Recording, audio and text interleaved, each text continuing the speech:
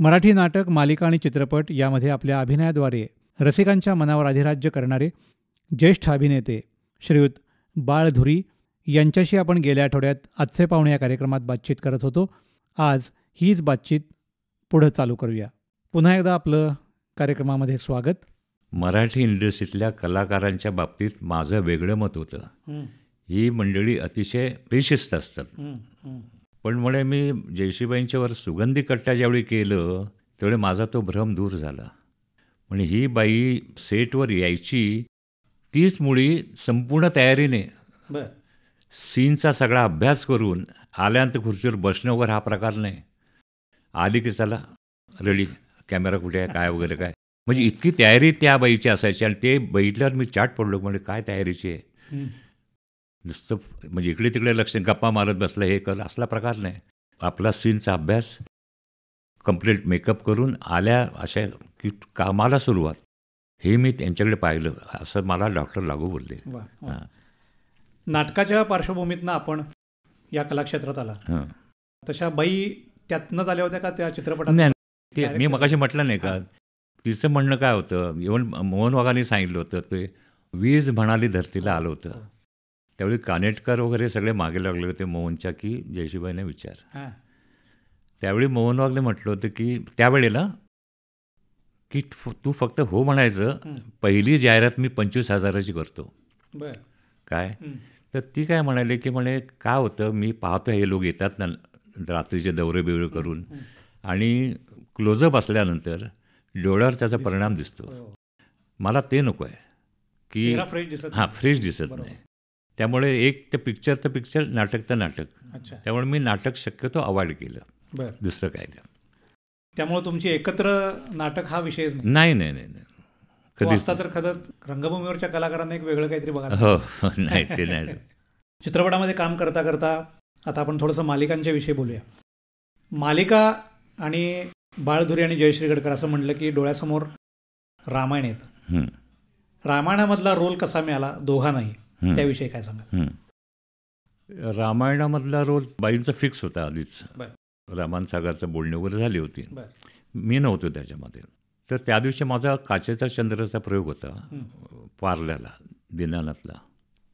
तर बाई म्हणाले की मला, आणि तिथेच जूला हे राहतात ना रामान सागर, त्यामुळे मला सोडा, तारखांचं बोलणी करायची होती, मला तिथे सोडा तुम्ही प्रयोगाला जा. म्हणून मी तिथे सोडलं. तर म्हणे 2 मिनटं आत या, भेट घालून देतो.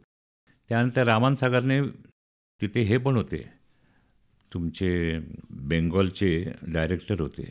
तर रामान सागरने, मी निघत होते तेवढा रामान सागरने विचारले काहून आहे, त्यांना काय माहिती नाही नाटका बिटकाचं. ते म्हणाले की मेरे हस्बंड है. बोले क्या करते हैं? बोला स्टेज आर्टिस्ट है. तो आपने बोला क्यों नहीं? बोला आपने पूछा किधर काय. मग ते मी निघालो तिथून. निघालो आणि मला माहिती नाही, म्हणजे मला दुसऱ्याशी जयश्रीबाईंनी सांगितलं की तुम्ही जात होता तर पाठमोरा ते बघत बसले होते रामान सागर. आणि त्याने त्यांचा मुलगा सुभाष सागर त्याला सांगितलं की इनका फ़ोन नंबर ले लो, शाम को फ़ोन करना, कल बुलाया करके. मला माहितीच नाही काय. मी प्रयोग करून आम्ही घरी गेलो आणि मग रात्री फोन आला की कल पापाजीने आपको बुलाया है. म्हटलं कशाला काय. गेलो मी. आता बोलवलं तर आपण नाही म्हणता येत नाही. तर मला म्हणाले की ऐसा ऐसे 2 रोल है, आपको काम करना है, करेंगे क्या? बोला आप देंगे तो करेंगे. ते म्हणाले की एक महाराज दशरथाचा आहे आणि एक आहे तो मेघनाथचा आहे, तो आप कौन सा करेंगे? तर मी म्हटलं महाराज दशरथ करूँगा. नहीं यार वो खाली 2 एपिसोड है, खाली ज़्यादा नहीं है. मेघनाथ का बहुत बड़ा रोल है. आणि मेघनाथचा रोल त्याने विजय अरोराने केला. तर मी म्हटलं छोटा हो बड़ा हो सवाल नहीं, लेकिन मैं दशरथ ही करूँगा. नहीं आप तो यंग है, ओल्ड गेटअप है. बोला मैं स्टेज में यंग टू ओल्ड गेटअप किया हमने, फिक्र मत करो.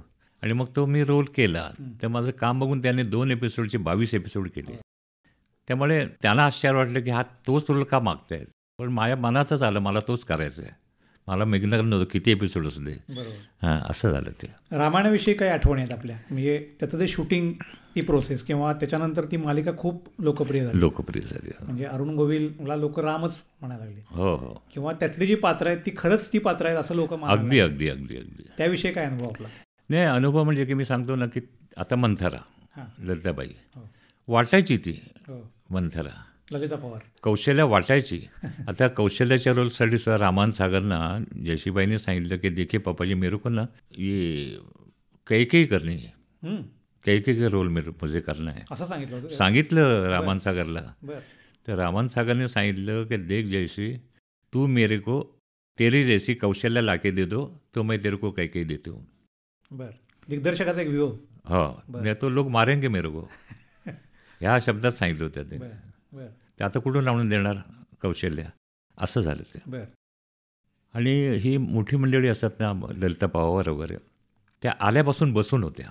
ह्या लोकांकडनं घेण्यासारख्या पुष्कळ गोष्टी असतात. अच्छा. काय जुन्या लोकांकडनं. तर मी सहज म्हटलं त्यांना, ललिताबाईंना, बोला दीदी कितने दिन हो गए? तर बोला 7-8 दिन हो गए. काम कुछ हुआ की नाही? बोला नाही कुछ नाही, अभी तर कुछ नाही हुआ. सेटवर येऊन बसायच्या, रूममध्ये बसायच्या, सेटवर बसायचं, काम आलेलं नव्हतं. हां. तर मी म्हटलं तर आप पापाजी को जाके बोलो ना, 7 दिन कुछ हुआ नहीं, काम ऐसा नहीं. तिने मला काय उत्तर दिलं, देखिए बालजी मैंने 15 दिन के डेट दिए. जब मैं डेट दिया हूँ उनको, तो मेरे को 15 दिन अगर काम नहीं हुआ तो बैठना पड़ेगा. बरोबर. मैं जाके पूछूंगी नहीं, क्योंकि मैं मेरा मंथरा का रोल के बारे में सोचती हूँ, लेकिन उनको पूरा रामायण के बारे में सोचना पड़ता है, हर एक आर्टिस्ट के बारे में. जब भी काम आएगा तो भी मैं जाऊंगी. हा केवढा मोठा थॉट आहे हो. आता परिस्थिती आहे की सकाळी आले की सांगतात दुपारी जायचं आहे मला म्हणून. सुरुवातीला पण ह्या बहिणी मला हे सांगितलं, मी आश्चर्य केलं. 7 दिन बसून होते पण ती गेली नाही, कारण मी तारखा दिल्या त्याला. ज्यावेळी त्यांचं हे वेळ येईल त्यावेळी मी जाईन, ह्या शब्दात बोलली ती बाई. मग लोकप्रियतेच्या शिखरावर अगदी डाऊन टू अर्थ असतात ते. तर त्यावेळी लोकांच्या अनेक प्रतिक्रिया त्या मालिकेविषयी यायच्या, आणि एक पवित्र मालिका असंच त्याला व्हायचं. दूरदर्शनवर किंवा नंतर वेगळ्या चॅनलवर पण लागली. आपल्याला वैयक्तिक काय अनुभव लोकांचे आलेले आहेत त्या रोल नंतर, दशरथ राजाच्या रोल नंतर? का आता ते सगळीकडून, इव्हन मी सत्संगला वर जायचो दिल्लीला, त्यांना माझं नाव माहिती नसायचं. दशरथ महाराज पण हाक मारायचे. हे सांगायचो की नाव माझं माहिती नाही, पण महाराज दशरथ. आणि त्यावेळेला की किती पैसे मिळाले न मिळाले आम्ही हा विचारच केला नाही. पण त्या माणसाने, रामान सागरने, त्या मालिकेमुळे आम्हाला नाव इतकं दिलं आहे. इव्हन बॉम्बे टू मॉरिशस पिक्चरच्या वेळेला मॉरिशसला शूटिंग होतं, तर एअरपोर्टला उतरल्याबरोबर ते ऑफिसर्स आले, म्हणाले आपकी सिरियल चालू आहे रामायण. अच्छा. त्यामुळे त्याचा किती पैसे मिळाले आम्ही तो विचार, अगदी मिळाले नसल्यासारखंच होते, पण तो आम्ही अजूनही विचार करत नाही आहे. नाव दिलं त्या माणसाने. त्या मालिकेची भाषा म्हणजे पौराणिक मालिका असल्यामुळं ती भाषा थोडीशी सांस्कृतिक अशी, आणि त्यात आपण मराठी कलाकार त्यात बरेच होते. हो हो हो. असं काही, आता तुम्ही हिंदी थिएटर किंवा हिंदी सिनेमे पूर्वी केलेले होते, पण पौराणिक मालिका करताना की ते विशिष्ट पद्धतीनं आलं पाहिजे, वेगळी पद्धतीने. आता राजा दशरथाचं बोलणं, रामाचं बोलणं असेल किंवा वेगळ्या ऋषींचं बोलणं असेल, बरोबर, किंवा त्यातले जे निगेटिव्ह कॅरेक्टर म्हणजे रावण किंवा राक्षस, त्या पद्धतीनं ते आलं पाहिजे, तर ते लोकांच्यात एस्टॅब्लिश होणार. त्यासाठी काही वेगळे परिश्रम त्यावेळी घेतले नाही. आपण सीन आधी घ्यायचं आम्ही मागून, त्याच्यावर मग ते स्टडी करायचं. त्यांच्यात 2-3 माणसं होती, त्यांना विचारायचं हे वाक्य काय आहे, हे कसं आहे, काय करे, असा तो अभ्यास त्याशिवाय होत नाही हो. लहेजा महत्वाचा, माहिती आहे, लहेजा महत्वाचा, दुसरं काय नाही. बरोबर. इव्हन त्या मालिकेमध्ये आपला हा रावण जो आहे ना, अरविंद त्रिवेदी, मी गुजराती मारवाडी पिक्चर करत होतो बडोद्याला. तर मला म्हणाला की बालजी यार रामान सागर का फोन है था मेरे को, ये ऐसा ऐसा रावण का रोल है, आप करेंगे क्या? अच्छा. तो मी उड़ालो एकदम. मतलब क्या बोला तू?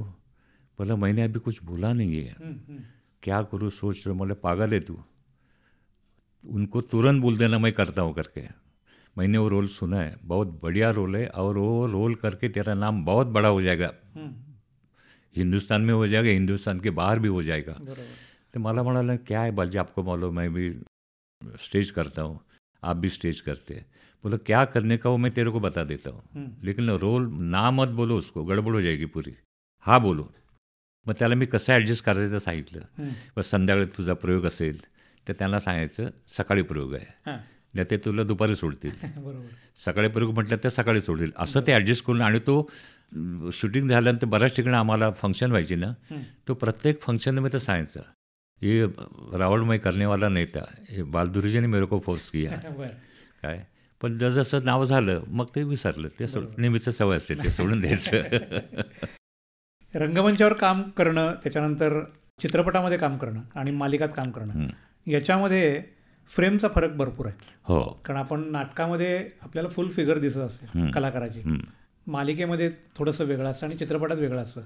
त्यासाठी काही विशेष आपण अभ्यास केला किंवा त्याच्यासाठी आपल्याला काही मार्गदर्शन मिळालं का त्या काळात? कारण माध्यम बदलताना काही अडचणी येऊ शकतात. ते कसं आहे माहिती का, की टी व्ही माध्यम जे आहे त्या टी व्हीमध्ये आर्टिस्ट जेवढा आहे त्याच्यापेक्षा लहान दिसतो. चित्रपटाच्या स्क्रीनवर जेवढा आहे त्यापेक्षा मोठा दिसतो आणि स्टेजवर तो आहे तेवढाच दिसतो. आता चित्रपटामध्ये काय, कॅमेरा तुमचे बारीक बारीक बारीक गोष्टी सगळ्या टिपत असतो, फार म्हणजे लाऊड करून चालत नाही तिथे.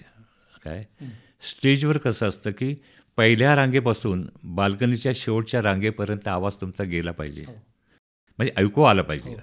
ओरडलं पाहिजे असं म्हणत नाही मी, ऐकू आला पाहिजे, ते भान ठेवावं लागतं. असं आहे. आणि त्याची दाद असते ते लाईव्ह मिळते ना, ती टी व्ही किंवा सिनेमात मिळत नाही. स्टेजवर माणूस काम करतोय आणि समोरून लोकांचे रिस्पॉन्स होते, त्याचा आनंद वेगळा असतो ना. बरोबर. तो आपण अनेक वर्ष घेतलात की मालिकांमध्ये काम करताना नंतर आपल्याला काही येतात किंवा चित्रपटांमध्ये. तुम्हाला जास्त काय आवडतं, नाटक, सिनेमा का मालिका? पहिलं नाटक, मग सिनेमा आणि मग मालिका. चित्रपटांचा प्रवास आपला अखंड चालू होता, जवळपास 35-40 नावं आता. हो. त्याच्यामध्ये ऐतिहासिक, पौराणिक, सामाजिक सर्व नाही. काय होतं, असं बऱ्याच वेळा होतं काय, लोकंसुद्धा आता बाईने एक 8 ते 10 तमाशा चित्रपट केले असतील, बाकी सगळे सोशल केलेले आहेत. पण बोलताना तमाशा चित्रपटातली कलावंत. आता मी एकच पौराणिक केले, मृत्युंजय. बाकी माझी सगळी नाटकं बघा तुम्ही, सोशल आहेत सगळी. पण तो बोलताना असंच बोलतात, पौराणिक नाटकातला हिरो. ती ओळख अशी होते ना, त्याला काय आपण तोंड धरू शकत नाही कोणाचं. ती पुसणं चॅलेंज असते खरं. ती ओळख झालेली पुसणं जरा चॅलेंजिंग नाही. चॅलेंज आता बघा ना तुम्ही, की माझी थँक्यू मिस्टर ग्लालमधलं का रोल वेगळा होता, गुडबा डॉक्टरला वेगळा, गाठाय माझी वेगळा, गुरु वेगळा, काचेचा चंद्र वेगळा, टोटली सगळे वेगळे होते. मग ते आव्हान आहेच. ऐतिहासिक चित्रपट करताना त्याच्यामध्ये एक द ग्रेट मराठा चित्रपटाचा उल्लेख आहे. ग्रेट हिंदी चित्रपट. हो. त्याच्यामध्ये आपण थोरले बाजीराव केलं होतं. काय आव्हान वाटलं त्यावेळी हे करताना, हा रोल करताना? म्हणजे आपले शिवाजी महाराज असतील, बाजीराव असतील, ते लोकांना पुस्तकातून किंवा यापूर्वी पाहिलेले काहीतरी एक त्यांच्या मनात त्याची प्रतिमा असते, ती जेव्हा आपण साकारतो त्यावेळी काहीतरी आव्हान नक्कीच मनामध्ये असतं. त्याविषयी बरोबर आहे. आव्हान असं का होतं की आता थोरले बाजीराव जेवढे मी केलं त्याच्यामध्ये, त्याच्यात हा पण होता, आमचे मुकेश खन्ना होते, पंकज जीर होते, फरीदा जलाल होती. तर एक सीन असा होता सिटी पॅलेसला जयपूरला, सगळे बसलेत मंडळी आणि बाजीराव येतो चालत, कारण ते काय असतं की स्टेपिंग फार महत्त्वाचं असतं. चालत येतो आणि आपल्या गादीवर बसतो. तो संजय खान तो बघतच बसला, अरे बोले इनको कुछ मैं बोला नहीं, अब बराबर किया उन्होंने, जैसा मेरे को चाहिए वैसा. तो मुकेश खन्ना त्याला म्हणाला की वो मराठी स्टेज का आर्टिस्ट आहे. मी मगाशी म्हटलं ना की तो इतका रिस्पेक्ट असतो. आणि त्याने सांगितलं, इनका मैंने मृत्युंजय देखा है. पंकजजीला सांगितलं, आपने जो महाभारत में करण किया, इनका करण मैंने देखा है रवींद्र नाट्य मंदिर में. तेव्हा संजय खानला त्याने सांगितलं की मराठी स्टेज का आर्टिस्ट आहे. म्हणून मी म्हटलेलं की मला तो अनुभव फार आला आहे मराठी स्टेजचा. इव्हन उपयोग तुम्हाला चित्रपटात, मालिकात, आणि ते अतिशय रिस्पेक्टने तुम्हाला हे करतं. इव्हन के विश्वनाथचं डबिंग जेवढे आम्ही केलं ईश्वरचं, त्याने हे बघितलं होतं माझं रामायण. तर त्यावेळेला आमचा एक आर्ट डिरेक्टर होते मराठी, ते त्यांची हिंदी सगळे साऊथचे पिक्चर करायचे, आपल्या महाराष्ट्रीयनच. त्याला त्यांनी विचारलं, अरे भाई वो महाराज दशरथ का रोल किया, वो आर्टिस्ट आप पहचानते क्या? अरे मेरा दोस्त है वो, म्हणाले. त्याने सांगितलं नेपथ्यकाराने, तो वो मेरे को चाहिए ईश्वरमध्ये.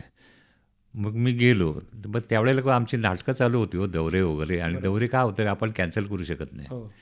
आपल्याला मिळते म्हणून मी बाकीच्याचं नुकसान नाही करू शकत. काय तर मला के विश्वनाथनं भेटलो वगैरे. ते म्हणाले ऐसा ऐसा ये चाहिए, दिन चाहिए. ते म्हटलं मेरा टूर आहे. झालं, परत आलो. दुसरा रोल आला, पण तो नेमकं मला एक बरं वाटलं की तो रोल मग विक्रमला दिला त्याने, माझा रोल. विक्रम गोखलेला, बरं आपल्याच माणसाला मिळाला. दुसरा एक रोल आला, त्यावेळी नेमकं टूर, परत ते कॅन्सल. आणि तिसऱ्या वेळी मला म्हणाले अभी तो ना नाही बोलले, आप मेरे पिक्चर में आप चाहिए मेरे को. तर त्याने मग एक 4 दिवसाचं गाणं होतं, रामजीने धनुष्य तोडा, ते गाणं होतं. अनिल कपूर आणि विजया शांती. तर तो म्हणाल 4 दिन का गाणं आहे. नेमकं त्या 4 दिवसामध्ये एक दिवस मला दुपारी प्रयोग होता, चॅरिटी. मग मी त्यांना सांगितलं सर जी ऐसा ऐसा आहे, मला कोई प्रॉब्लेम नाही, मी अनिल को बोलतो जल्दी आ जाना. मग अनिल कपूरनं माझ्यासाठी त्याने सकाळी लवकर बोलवलं आणि ते 4 दिवसाचं गाणं केलं आपले. हां, पण त्यांचं कसं होतं, ते आर्टिस्ट मुळात आधी जबरदस्त आर्टिस्ट, ताकद के विश्वनाथची. म्हणजे त्यांना ते लोक अगदी पाया पडायचे, इतकं त्याचं हे होतं. ही सगळी मंडळी पोचलेली असतात, त्यांना बरोबर कळतं. त्याने आमच्या डबिंगच्या वेळेला चोप्राच्या रेकॉर्डिंग स्टुडिओमध्ये रेकॉर्डिस्टला फोन करून सांगितलं साऊथहून, आज किसका डबिंग आहे मालूम है, जयश्री गडकर का डबिंग है. वो हर एक सास का डब करने वाले आर्टिस्ट है वो ध्यान रखना, हे त्याने तिकडून सांगितलं. पण हे त्यांना आर्टिस्ट म्हणजे काय ते कळतं. अनिल कपूरला ते शिकवायचे ना, आम्हाला इतकं बरं वाटायचं बघून. ते त्याच्यापेक्षाही चांगलं करायचे. इनोसेंट जो दाखवला होता ना, तो जबरदस्त आहे माणसाचा होता. आणि ते जे आता तुम्ही डबिंगचा विषय केला ना, की आपण जेव्हा फिल्म किंवा कॅमेऱ्यासमोर एखादी शूट करतो, त्यावेळी ज्याचं डबिंग आहे, नंतर होणारं डबिंग असं, त्याच्यामध्ये खूप गोष्टी करता येतात. म्हणजे आवाजाचं त्या भावना मूळ तिथं आपल्याला दाखवता येतात. तिथं तो आर्टिस्ट सशक्तच पाहिजे का, ते सगळं आठवलं पाहिजे. ते सगळं पाहिजे, तो सीन सगळ्या डोक्यात चालला पाहिजे. मूड तो फार कठीण असतं. ते डबिंग साधी गोष्ट नाही आहे. बराच काळ मध्ये गेले, डबिंग साधी गोष्ट नाही आहे ती. मग आपला खरं एवढा भारदस्त आवाज आहे, आपण त्या डबिंग क्षेत्राकडे वळलात का नाही? नाही, कारण काय होतं की माझे त्यावेळेला मी महिन्याला 30-40 प्रयोग होते करायचो. त्यामुळे दुसरीकडे लक्ष द्यायला कुठे वेळच नव्हता.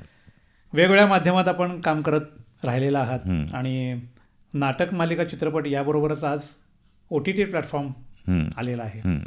तर त्याचं काय आव्हान आत्ता आपल्याला वाटतंय?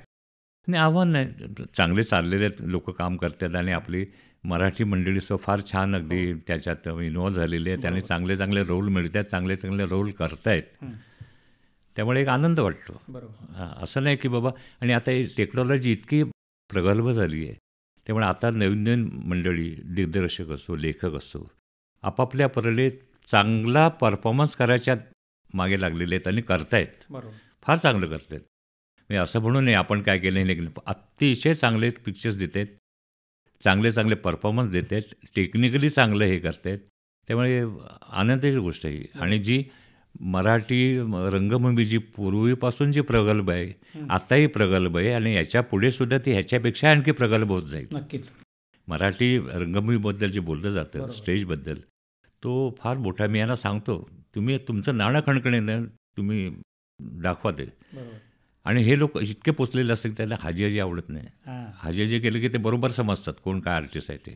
तर मला बघा, चंद्रकांत गोखले, डॉक्टर लागू, निळूभाऊ म्हणा, दिलीप प्रभावळकर म्हणा, सुबोध भावे, सचिन खेडकर, अशोक सराफ वगैरे, चांगले चांगले त्यांना अतिशय रिस्पेक्टने ते हे करतात मराठी स्टेजच्या आर्टिस्टबद्दल. आणि ह्या सगळ्या कलाकारांची जी तुम्ही नावं घेतली, ते खूप संघर्ष करून त्या पोझिशनला पोहोचले. आणि हिंदीवाले मानतात हो त्यांना सगळ्यांना, नाही असं नाही. तंत्र विकसित होत गेलं, त्यानुसार चित्रपट, मालिका सगळं बदलत गेलं. आणि आपण ज्या काळातनं सुरुवात केली आणि आज तंत्राच्या बरंच आहारी गेले असं आपल्याला वाटतं का? नाटक असेल, चित्रपट असेल किंवा मालिका असेल, तिन्ही माध्यमांविषयी सांगा. नाही, तंत्राच्या आहारी असं म्हणतात ना, त्याचा तो उपयोग केला पाहिजे त्याला. जसं की तुम्ही म्हणताय की आता बँकेमध्ये हे सगळं नवीन नवीन सगळं लॅपटॉप अमुक तमुक सगळं आल्यानंतर माणसं कमी करायची, ऑनलाईन झाले. प्रोड्युसर तोही विचार करतो ना केव्हा केव्हा. की आता आमच्या मुत्तुजीमध्ये जवळजवळ 22-23 आर्टिस्ट होते. बसमध्ये जागा मिळाली पाहिजे, त्याला परवडलं पाहिजे, या सगळ्या गोष्टीचा विचार करावा लागतो, दुसरं काय नाही. आणि आता टेक्निक इतकं छान झालेलं सगळं, आणि त्याचा हे योग्य तऱ्हेने वापर करतायत, व्यवस्थित वापर करतात सगळी मंडळी. प्रोड्युसर काय काय, शेवटी जो मेहनत करतो त्याला 2 पैसे तरी मिळाले पाहिजे. लॉसमध्ये कोण धंदा करेल, असं होतं ना. नक्कीच. माध्यमांच्या मध्ये आकाशवाणी हे पूर्वीपासून खूप सशक्त माध्यम आहे. आपला आकाशवाणीशी कशा पद्धतीचा संबंध आलाय किंवा संबंध? मग असं म्हटलं ना मी की मग आमचं गुरु आकाशवाणीवर झालं होतं संपूर्ण नाटक. किती साली? 74च्या आसपास. त्यावेळी आलं, त्यावेळी नीलमताई होत्या, नीलम प्रभू.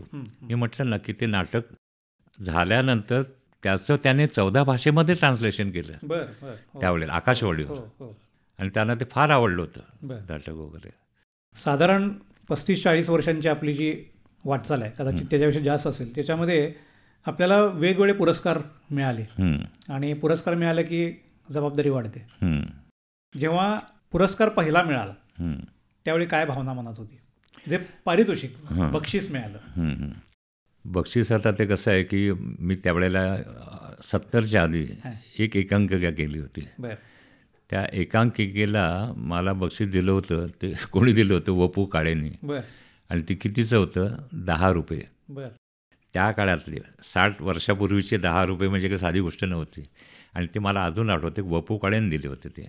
आणि त्यानंतर मग आम्ही काचेचं चंद्र केलं, गारंबीचं बापू केलं, ते सगळे अवॉर्ड मिळाले. त्यानंतर गुरुचे अवॉर्ड मिळाले, असं ते चालूच होतं. TV सिरियलसाठी पण तुम्हाला रामायणचे मिळाले होते. बरोबर. तसंच नाट्य परिषदेनं गौरव मिळाला होतो, आणि सांस्कृतिक कला दर्पणचा सर्वोत्कृष्ट कला गौरव गेल्या वर्षी मिळाला. नंतर यांचं गोव्याचा होता, मास्टर दत्ताराम, गोमंतक मराठी अकादमीचं. हे वेगवेगळे पुरस्कार आपल्याला मिळाले, आणि आज साधारण वयाच्या 78व्या वर्षी पण आपण कार्यरत आहात. आगामी काही योजना आहेत? नाही, आता कसं असतं की नाटक म्हटलं की नाटकात अंधारामध्ये इकडे तिकडे फिरावं लागतं, ते शक्य नाही.